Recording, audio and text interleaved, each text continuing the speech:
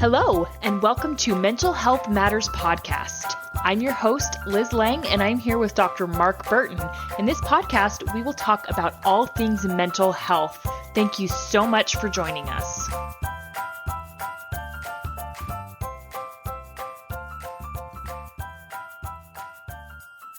Hey guys, Liz Lang here with Dr. Mark Burton, and this week we are going to get into brain research. And so this stems from two recent studies that I came across, and I want to kind of talk about them and break them down. So one of them is an Alzheimer's research, and this one was a pretty big deal. So it was a research study back in 2006. It was a major study.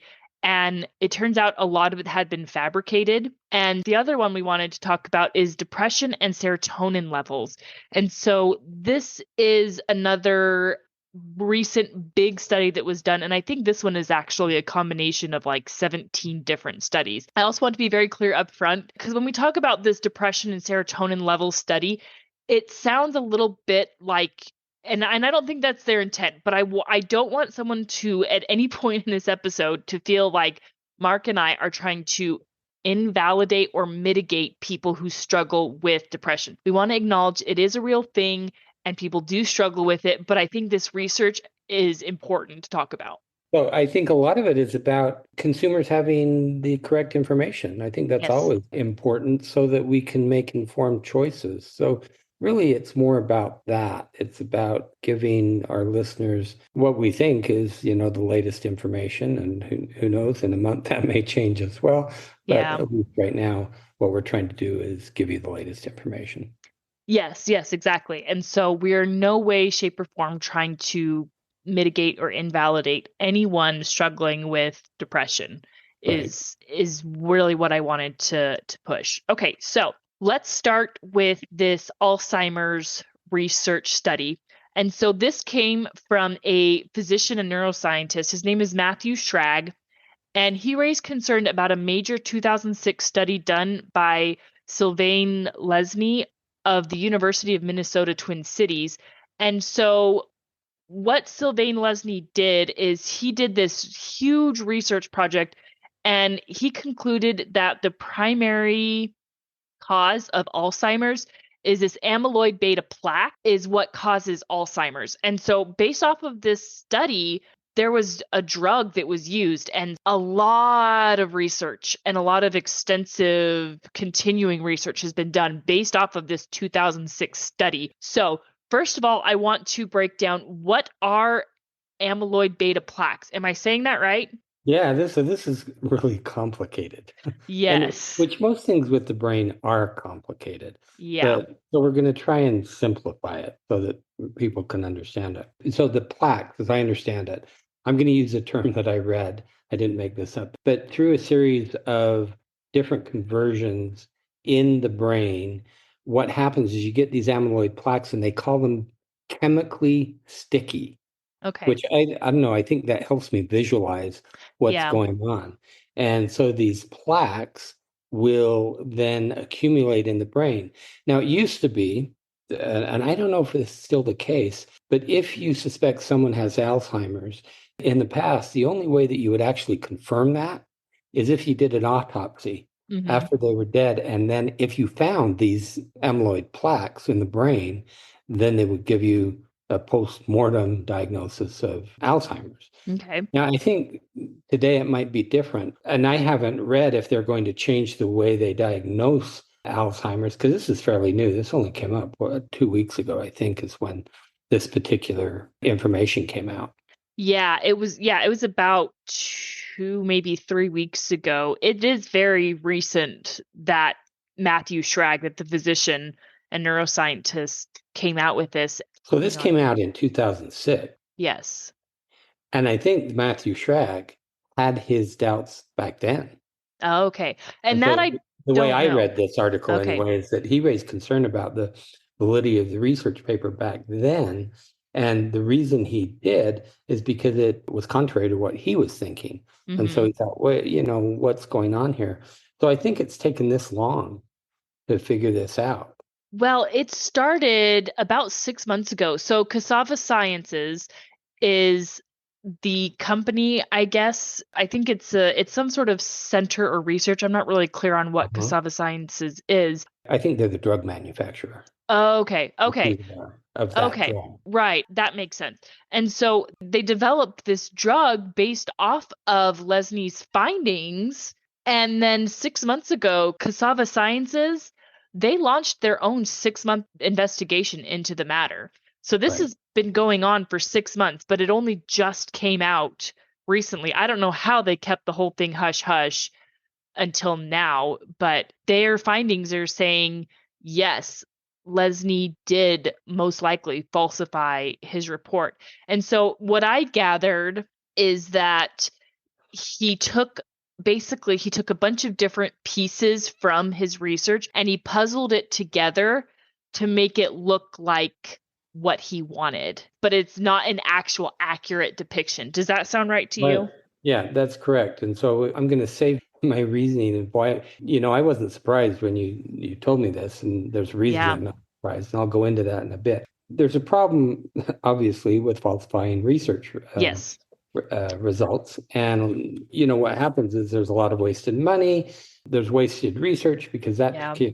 particular study that comes out in 2006 then really provides direction for other people to follow. So what are we, 2022? And so we've got 18 years of research that may be going down the wrong path. Now, somebody pointed out that it's a physician, Dennis Selko from Okay. Harvard, pointed out that it may not have, diverted money and research time in a significant way. I mean, it Okay. could have, but they don't know that yet. Okay. But the important thing that he says is that then the public doesn't trust the research, Yep. which I think is true. Yeah. And I think we, in some ways should be skeptical, but we also are trusting researchers to be honest Mhm. about what they find. And so, as I thought about the idea of the amyloid plaques being a significant factor in Alzheimer's, so as I mentioned earlier, that it used to be if you thought you had Alzheimer's, you died, they did a postmortem, and then if you had the amyloid plaques, you got that diagnosis. But what we don't know, see, here's the other piece, is what we don't know is how many healthy people have those because they don't have the same autopsies done. Oh, okay. So Yeah. you have people who may not have any symptoms of Alzheimer's or dementia, and it might be that they have those amyloid plaques. Mhm. It's just something we don't know. So it's almost like the case of we're only going to find this because we're looking for it, Yeah. and and there it is. And I would guess that there are some people who had those symptoms of dementia, they open them up after death, they don't have the amyloid plaques, and they don't have the diagnosis of Alzheimer's, when in reality they may have Alzheimer's. So I Mhm. think one thing it points out is, now what I'm going to say is we need more research, which seems kind of funny since we're talking about how research can be falsified. But I think we need to have a better idea of what's really going on. And again, my understanding is that nowadays, either with chemical, I think they can do blood tests to figure out some of this stuff that you don't actually need to open people up Mhm. to Okay. see. And so I think that you can probably tell with a blood test if you have those amyloid plaques. But again, we aren't doing is we aren't testing people who don't present with symptoms Yeah. of dementia or Alzheimer's to see is that same thing occurring Yeah. in let's call them healthy people. Right. So Well, I think cuz it's a more investigation that needs to be done. yeah, I agree. I mean, on the same token, does it really make sense to do an autopsy on every person who dies of old age? So I think Oh, that's another no, consideration, right? no, it doesn't. It doesn't make any sense. That's why I think that, now that with the advent, I'm pretty sure of these blood tests, that it's going to be easier to do that because then you can just take blood from healthy people, compare it to blood from people who have dementia, and hopefully some differences will show up. Yeah. I would guess it's going to be, I mean, maybe there'll be something with amyloid plaques. I would guess it's probably going to be something else too, though, maybe a combination of things. Yeah. And so I guess my understanding to really kind of dumb this down of what these amyloid plaques is they're sticky and they kind of congeal in the brain and it's what messes with your memory. Well, it messes with the neurons. So it Okay. damages the neurons in some way. Okay. And so what happens is we are the connections in our brain. And Yes. as we've talked about in previous episodes, the way we behave and the connections in the brain are all about what our previous experiences in life. And so, when someone gets Alzheimer's, it's like you slowly lose that person, and what they're Yep. losing is their memory. And what we are, if you think about it, is we are our memories. Mm-hmm. Yeah. And once we lose those, then we lose the definition of who we are. And that's why it's really a tragic disease. So I think nowadays that hopefully with the advent of other tests that can Mm-hmm. determine whether you have those amyloid plaques, but I suspect that there will be other factors involved that Mm-hmm. will distinguish between a healthy person who doesn't have any signs of dementia and someone who has those signs of dementia. And so I think we're going to get better information. And so you're right.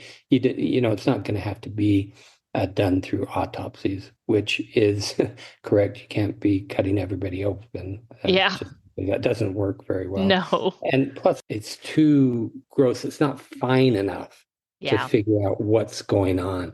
Whereas I think the blood tests will be fine enough to do that. Yeah, I mean, because they can detect so much. I mean, they can literally detect levels of allergy in your blood. Like they can Hmm. look at your blood and say, you are this allergic to eggs. Like that's exactly what they did with my youngest, with my son. He's got a very severe egg allergy. And so we were able to compare his levels from like 2 years ago, and it spiked from like a 9.7 up to like 52 or something like that. And I don't know how they can see that from like a blood test, but they can. They can, Right. And I think it's the way we can analyze blood now. So I think it's just amazing what we can do with blood, what yeah. people can do with blood. And why it's so important to get your yearly physical, Yeah. even if you're healthy, even if you don't feel like you need to. Well, let's talk about research. Why was I not surprised Yeah. about? Can I make a guess? Uh-huh. Money. Well, in a way, in an indirect way. Here, I'll explain Okay. what it says. So, the vast majority of research, whether it's medical or psychological, any type of research, happens in university settings. Okay. And so it's rare. Although the one example that we'll talk about when we talk about serotonin is often the drug companies will do research. But the Mm-hmm. problem with the drug companies, as we'll get into it, is they get to let you see whatever they want you to see, and Mm-hmm. they hold back what they don't want you to see. So with universities, it's a little bit different because most of them are state institutions. And so, like the University of Utah, I can't remember the designation. There's a certain designation that they get, like it's a university that gets a lot of research money. And there's Mm-hmm. certain big universities around the country that do that. So you have that, you have the money so you're right, in some ways it's money that comes in to the university to fund this research. But I think more importantly, it's about the professors, it's about the PhDs who are doing the research, because the way academia is set up is that the only way you get either tenure promotions, from assistant professor to full professor, the only way that happens is by publishing. You have to Yeah. do research. So there's a huge incentive for the professors, for the researchers to get something published. Now, Mm-hmm. what happens is usually the research starts with an hypothesis. Now, it could be something that you think, okay, this might happen in this research. That's how you have to start. And it could be from other research you've done, it could be just an idea you have. Mm-hmm. But what happens is the only research that gets published is when there are positive results for the hypothesis. Mm. So what that means is a lot of research, you aren't going to get those positive results. It'll be a negative Yeah. result, which then disproves your hypothesis. Nothing happens with that. It becomes Mm-hmm. wasted time, wasted money on the part of the researcher. And often these researchers will have whole labs that they're supporting with the research, because they're getting grants and they're getting funded. And so the pressure that they Mm-hmm. feel to publish, because that's the only way they're going to progress and get promoted, which means more money for them. And the only way they're going to get future grants is if they have positive results. And so I certainly don't know any figures. I don't know anybody knows any figures about how many studies have been falsified. I would guess it's quite a few. Yeah, which I mean, they say money is the root of all evil, and there you have I it. believe that. Yeah, I I think mean, that's true. Yeah, the National Institute of Health itself, which is a huge organization, they invested millions of dollars into the development of this drug based on this research. And Hmm. so I think a lot of people are pretty upset, but I think a lot of people like yourself are really unsurprised Yeah. by it because, you're right. And I think that's a huge problem that is the way that we are driven. And is this just a national thing in the United States, or is this a global thing? I think it's a global thing, I would Yeah. guess. I mean, I'm just guessing that academic institutions are pretty similar, where at Yeah. least in what you'd call westernized cultures. Mhm. But I think the way to change that is to make it okay to have research that fails and in some way acknowledge it and maybe even publish it. Because I think there are sometimes when a failed experiment could be interesting and informative as well. Well, and you never know what you can pick up. Like you never know what findings someone else might see in your field research. I really love that idea because someone might see, okay, you published this failed research that you did. Your hypothesis was not supported, but based off of what you did, I can see this or I can see how to tweak it. I mean, I don't know why that's not the norm now. I don't know why either. It's a broken system. But I Yeah. think those of us who went and got graduate degrees, it's so easy to see Yeah. how it's broken because it's all about publishing. And these professors, I think they like what they do, they like the teaching, but there's always this pressure to publish. I mean, Yeah. I don't know if you've heard the term publish or perish. Mm. That's exactly what it's referring to. Is if you don't publish, you aren't going to get tenure, and the only way you're going to publish is if you have positive results in your research. That's what needs to change. I don't know that it ever will, though. I mean, if you think about all the institutes of higher learning in our country, I mean, that would be a massive, massive change.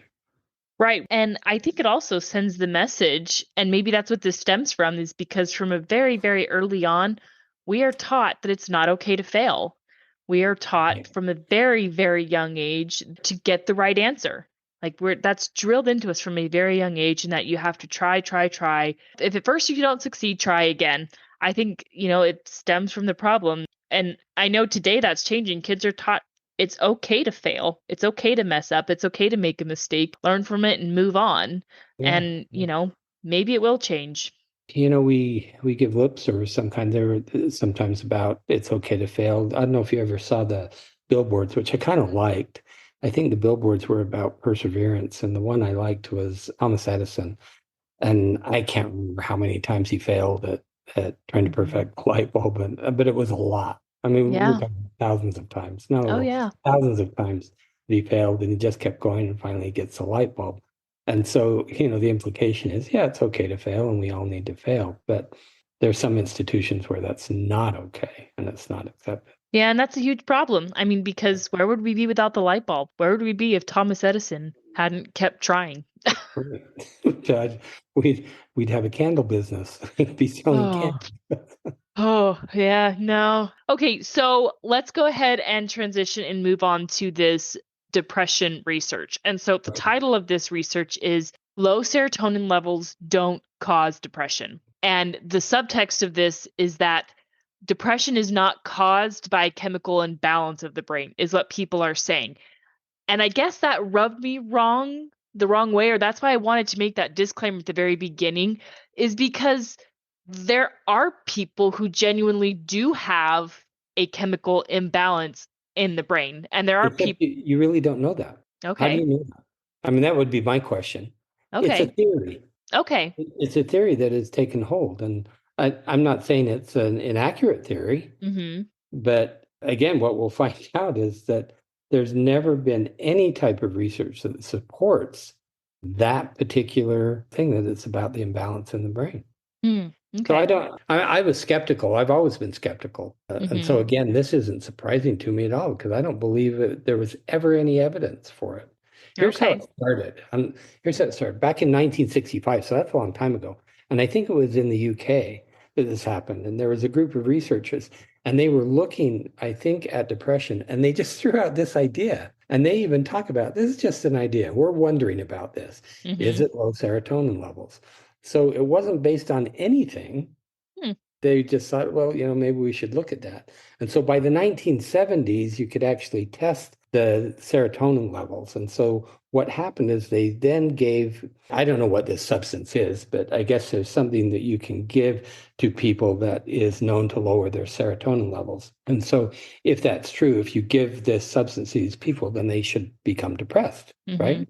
Well, it didn't happen. That Okay. those serotonin levels didn't seem to affect the people at all.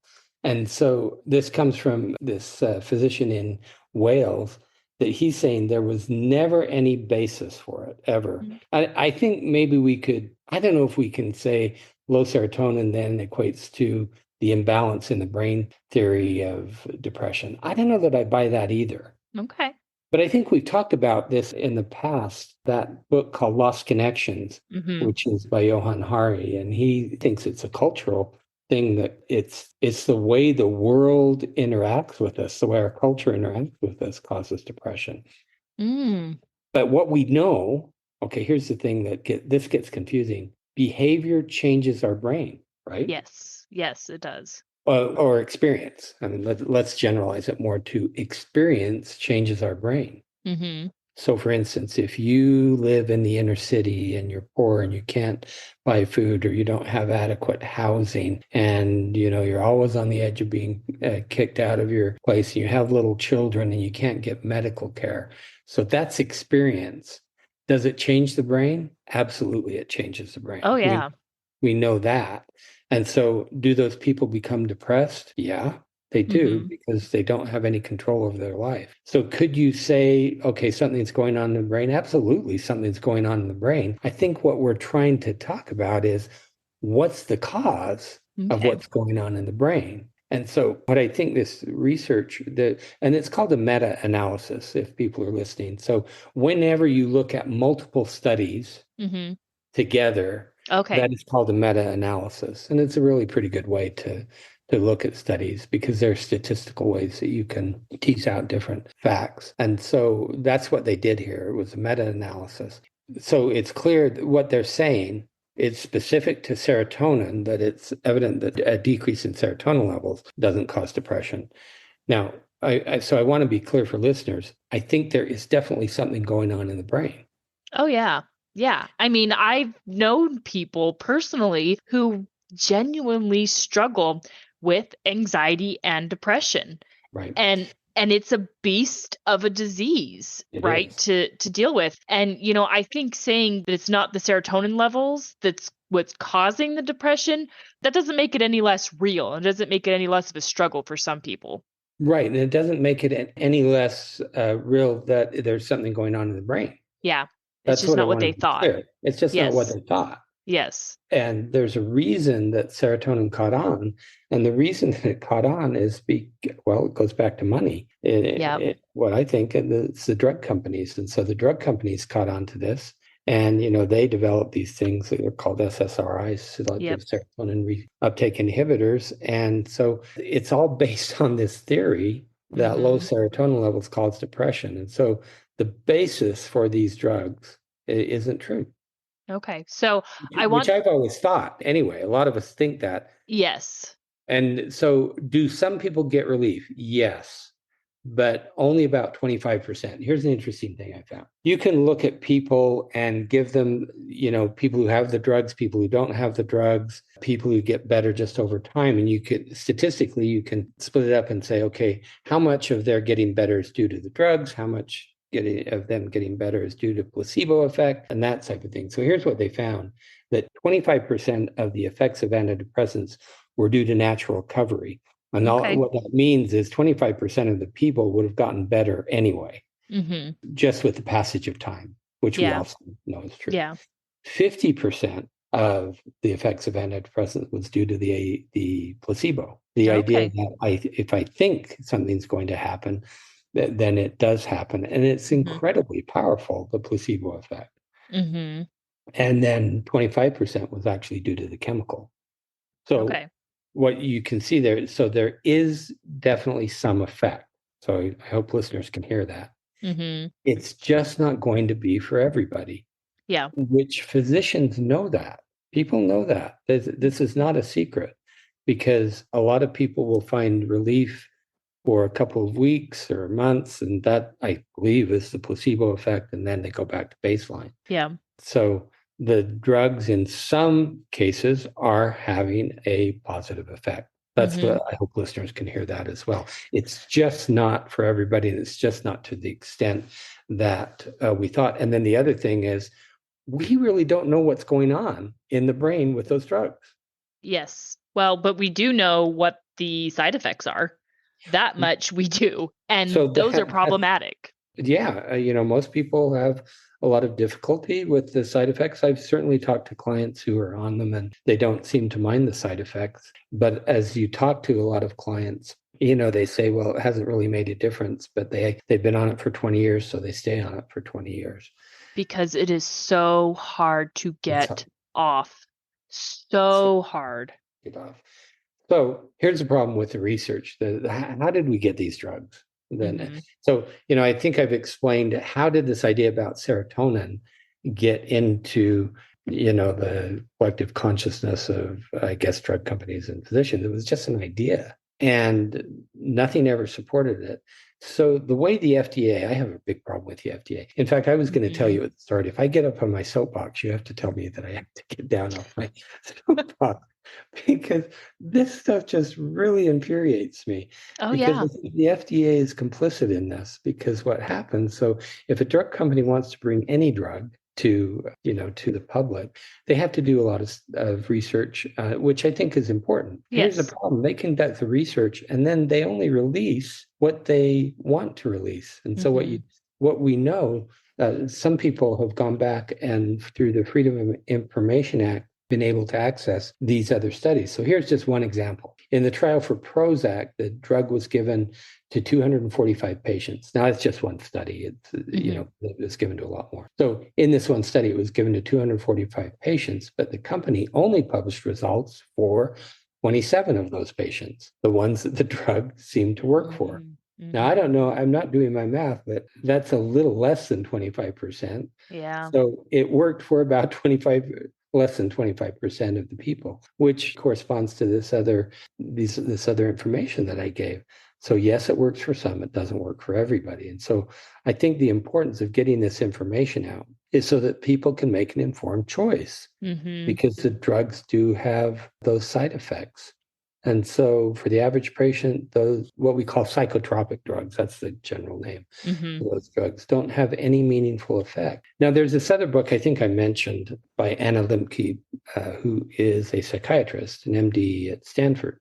And she wrote a book called Dopamine Nation. I think we talked about it. Yeah, we did. Mentioned it. And so this is what she says. I'm going to read some quotes. The evidence for psychotropic medications is not robust, especially when taken long term. So she has a problem with people who take it long term, because recent data shows that even antidepressants, previously thought not to be habit forming, may lead to tolerance and dependence, and possibly even make depression worse over the long haul. And they even have a name for it. It's called tardive dysphoria.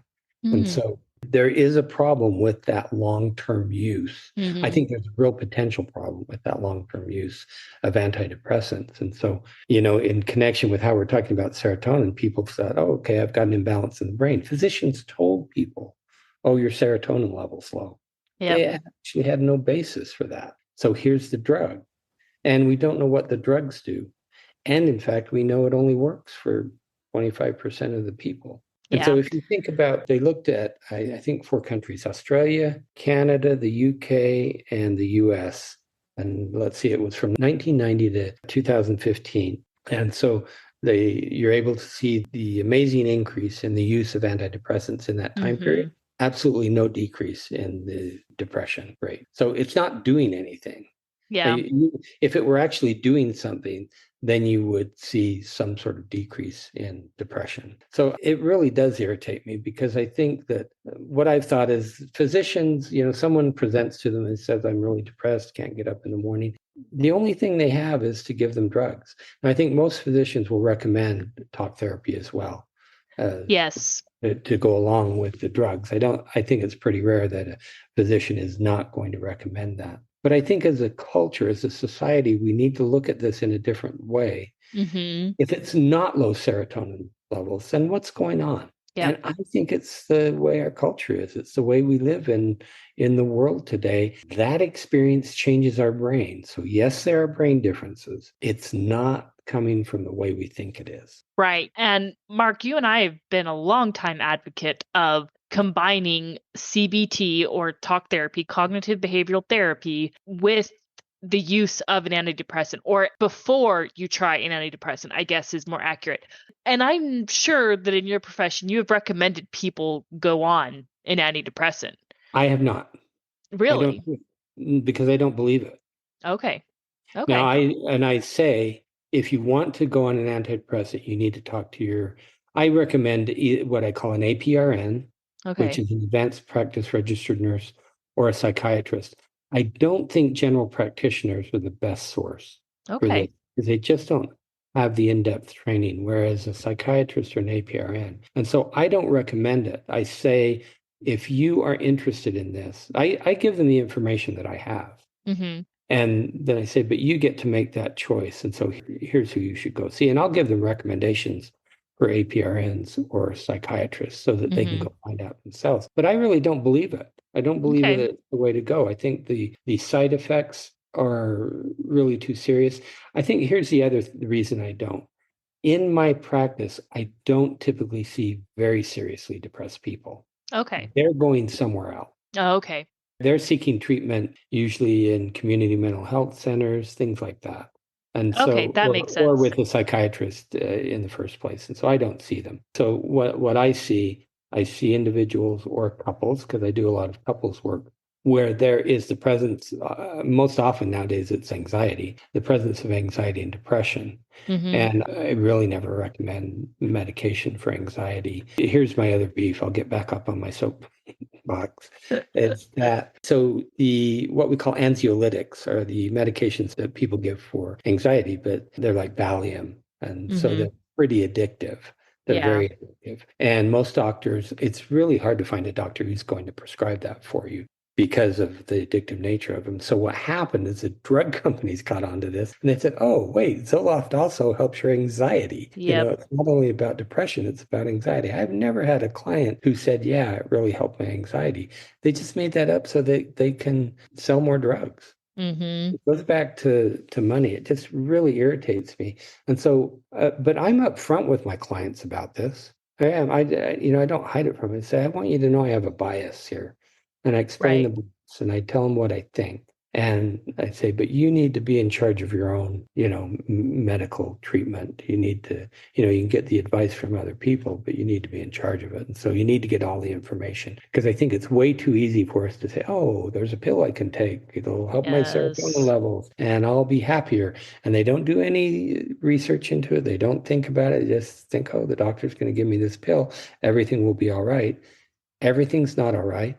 And they lose their sex drive, they gain weight, and then they really are less happy. So, Mhm.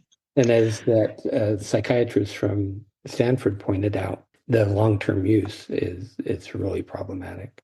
But I think the idea of serotonin Mhm. being the cause of depression is intimately tied with the idea of the medications Yeah. because it's mostly about SSRIs. And so I think it's really important for listeners to have the information. And I think this study is a good one to get out there. I really hope people will listen to it and pay Mhm. attention to it, and that it starts a conversation about let's look at what's really going on with depression then. Yeah. And not Yep. and not look at it from a purely medical standpoint about what drug can we throw to this. Yes. I think what would be more helpful in the long term is to be able to say, how can we change the culture and the lifestyle and the expectations and the way we live so that we aren't depressed, so that Yeah. we don't get into that mode. And with that, there's my soapbox. I'll get off now. Well, I agree, Mark, that I think that rather than trying to say, what pill can we throw at this? Let's change the way we think about things. And Okay. not that that's just an easy solution. And I think that's a lot of what this problem stems from is and I know this is true in America, we want an easy fix. This Yeah. idea that I can take a pill and it's just a quick fix. Yeah. Well, that's not long-term sustainable and it's not overall healthy. Whereas if you can say, okay, I struggle with the way I perceive things, because that's really what depression is. Depression is a sense of hopelessness, or maybe you struggle with just being really angry. Okay, so you recognize you have this problem. That's a great step. Now, how can I change the way I look at things to improve my outlook? What can I do differently to change that? And it comes down to the big three that you often talk about: good sleep, good aerobic exercise, daily meditation. Yeah. Start there before you even consider a medication. See, these two studies that we've talked about, so the one on Alzheimer's and this one on serotonin, they're really similar in a lot of ways in that because of the results, although there were no results on serotonin because it was never studied, but what happens is it sets in motion the way we think about these diseases. And so, it changed for 20 years or more, how we thought about Alzheimer's. And I think the problem with the serotonin issue is that people say I'm depressed and they immediately go to brain imbalance. How do I change that? Yeah. When I think what they ought to be thinking of, what's going on in my life that Yes. is leading me to feel this way? And so does it take more time? Yes. And the result isn't immediate. But I think this whole thing with SSRIs for so many years has sent people down the wrong path about what to do for depression or what the cause of depression is. I think that's the value in this particular study, that have people say it is not serotonin. Yep, I agree. And I think, correct me if I'm wrong here, but one of the first questions that a therapist will ask with a new client: what has changed recently in your life that has Oh, made you yeah. suddenly seek therapy?